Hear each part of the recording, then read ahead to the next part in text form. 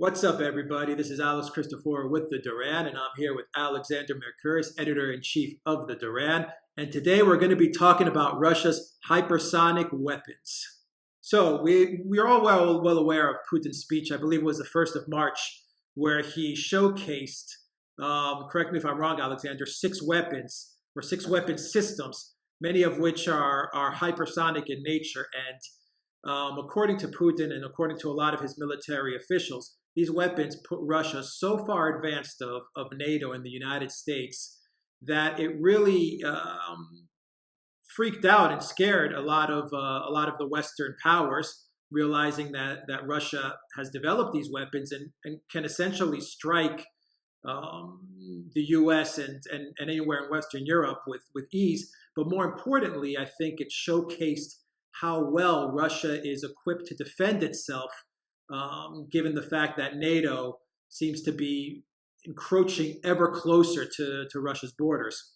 Now, recently CNBC had an article, and in that article, and I want to stress it was from anonymous sources, we seem to get that a lot, that article states, actually confirms, that the Russian government and the Russian military has developed these weapons, which when Putin made the announcement, a lot of military officials in the United States and the Pentagon said, well, maybe he hasn't developed these, or maybe it was all show.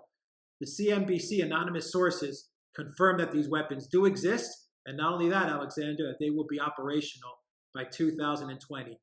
So I'm going to ask you two questions, and I want you to elaborate. Do these weapons exist? And are they going to be operational in 2020? And more importantly, can NATO and can the United States catch up to Russia or even surpass them in these hypersonic weapons? The floor is yours. Right. The first thing to say is that they most certainly do exist. And I think this article is, in fact, final confirmation of that. But where Mr. Putin is concerned, he does not appear before the Russian parliament and announce the existence of all these weapons if they don't exist. I have no doubt at all that they do exist. Moreover, I have no doubt either that they are about to enter service. So 2020, the most advanced of these weapons, which is the Avangard hypersonic glide missile, that looks like, according to Russian reports, that it might even be ready sooner than that. There's been some reports which say 2019, in other words, next year. Sure. So that is possibly the most modernistic of all these weapons. There's no possible way to stop it. What the Russians have managed, apparently, is not only to create this thing, which is able to fly at hypersonic speeds within the atmosphere, but they are able to control and guide it, which is that is a revolutionary step, which nobody really understands or has been able to emulate so far. But it does seem that they've achieved it. So that is a huge technological advance. Now, talking about whether NATO can counter it or can catch up with it, I think it's important to say that these are two slightly different things. One can imagine that all the scientific prowess of the United States might one day be able to achieve hypersonic weapons similar to those that the Russians now have. However, the Russians do have a lead. There's no doubt about it. They are the first country to deploy weapons of this kind. The US program seems to be well behind, and they have admitted that.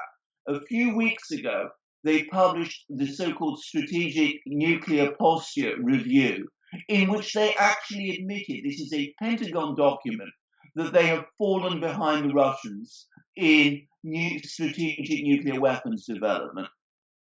But even if they eventually develop similar weapons to those that the Russians have, by that time, the Russians will have moved even further ahead. And it is important to say that these kind of hypersonic weapons make a great deal of sense for Russia. They may not make quite so much sense for the US, because they are weapons that Russia has developed to counter certain systems that the US has. They've been created to counter US anti-ballistic missile systems, which they have effectively rendered meaningless. They were also intended to counter US carrier forces, aircraft carrier forces, which the Russians have now made extremely vulnerable. Russia hasn't invested in anti-ballistic missile defenses to the same extent that the US has done. And it has not developed vast carrier fleets in the way that the US has. So the Russians have gained a double advantage. They moved ahead in hypersonic weapons, and they have countered existing systems that the United States has, which are central to the whole US defense position. So if you had to define the Russian position as defensive and the U.S. NATO position as offensive, in what scenario do you see the United States countering, if at all possible, or how would they be able to counter such defensive measures being put up by the Russians? Can they counter? I'm not sure that they can. I mean, the whole point of Putin's speech, if you followed it very carefully, was that he was saying that what the Russians have done is that they have redressed the balance of power, the balance of terror that we used to talk about during the Cold War, when we had two nuclear superpowers, the United States and the Soviet Union, and they had equivalent power against each other, and that effectively acted as a deterrent which restrained each of these superpowers from taking steps against the other. Now, after the Cold War, that balance collapsed because the Soviet Union collapsed, its military forces, its strategic nuclear forces decayed. The United States was, as Putin said, actually in Russia, dismantling nuclear weapons, Russian nuclear weapons there. The Russians made all their secrets known to the US. Extraordinary fact, but it's an unquestionable fact. Now that strategic balance has been redressed, it's been brought back, and that is going to act over time as an increasing constraint on US behavior as these weapons come on stream, and they are increasingly doing so. I would point out that one of these weapons, the Kinzhal anti-carrier missile, was actually displayed by the Russians as an operational system during the May Day parade on the 9th, of May. So we have every reason to believe that these weapons are already coming on stream, perhaps even more rapidly than the article you referred to says. So given the fact that the balance of power between NATO, the US, and Russia has been reestablished with these new weapons, could we be seeing more diplomacy on the part of the Europeans? And also, may we possibly see a little bit more diplomacy on the part of the U.S., given the fact that they don't envision any type of military superiority in the near, medium, or maybe even long-term future when dealing with Russia? Well, the big advantage that the US still has is economic. So now that military pressure has failed, they're going to, I suspect, try and use their economic pressures increasingly. And in fact, you're already seeing this. We've seen sanctions against Iran, tariffs against China, sanctions against Russia. We've talked about this before, and I suspect they're going to try and escalate that. So I'm going to suspect that actually the US will, for a time at least, not seek diplomatic solutions. They're going to try and shift more increasingly towards these economic pressures, which they hope will work for them in the way that the military pressures didn't. I am going to make a confident prediction, which is that these economic pressures will fail. I am of the view, I know we have talked about this personally together many times, that the Russian economy is going to start picking up speed very significantly over the next 10 years, just as the Russian military system picked up very significantly over the previous 10 years. And of course, we've also got other economies like that of China, which are coming into view.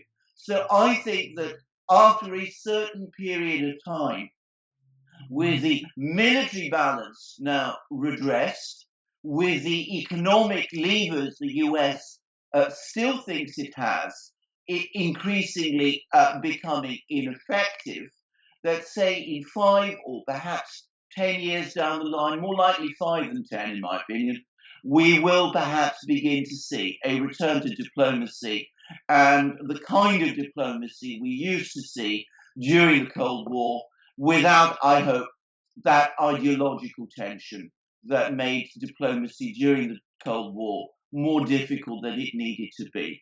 And that, let us be very clear, I mean, these are terrifying weapons, but that should bring back, one hopes, a certain stability to the international system, which it has not seen for a long time. Right. Well, let's hope that it does bring back some stability and some calm too.